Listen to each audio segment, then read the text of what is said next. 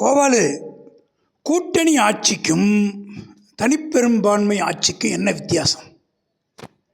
அண்ணே, எப்பயுமே ஒன்று மனசில் வச்சுக்கிங்கண்ணே. கேள்வி நான் கேட்கணும், பதில் நீங்கள் சொல்லணும். நீங்கள் கேள்வி கேட்டு நான் பதில் சொல்கிற அளவுக்கு நான் ஆள் கிடையாதுண்ணே. இதில் என்ன கோவால் கஷ்டமாக இருக்குது?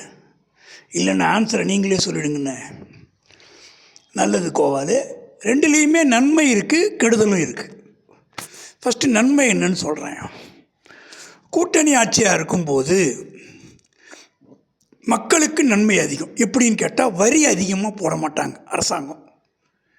ஏன்னா கூட்டணியில் இருக்கிற மற்ற கட்சிகள்லாம் வரி போடக்கூடாதுன்னு சொல்கிறதுனால ஆட்சியை பாதுகாக்கிறதுக்குன்னு வரி அதிகமாக போடாமல் இருப்பாங்க. ஆனால் என்ன நஷ்டம்னு கேட்டால் வளர்ச்சியுடைய வேகம் குறையும்.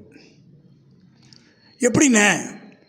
இப்போ வரி அதிகமாக போடும்போது பணம் அரசாங்கத்துக்கு நிறையா வரும். அரசாங்கத்துக்கு பணம் கையில் இருந்தால் தானே ஒரு வேலை செய்ய முடியும். ஒரு ரோடு போடணும், ஒரு பிரிட்ஜு கட்டணுன்னா பணம் இருந்தால் தானே பண்ண முடியும். வரி போடலாம் எப்படி பணம் கிடைக்கும்? ஓ, அப்படியாண்ணே.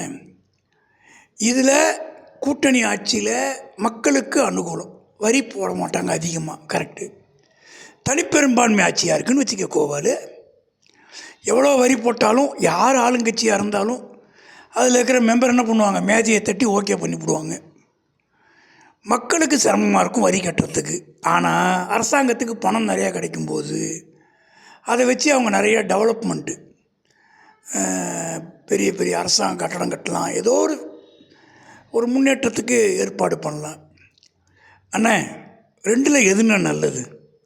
நல்ல அருமையான கேள்வி கேட்டேன். இப்போ நல்லா புரிஞ்சுக்க கோவால், நானும் ஒரு சராசரி குடிமகன் தான். என்ன சராசரி குடிமகன்.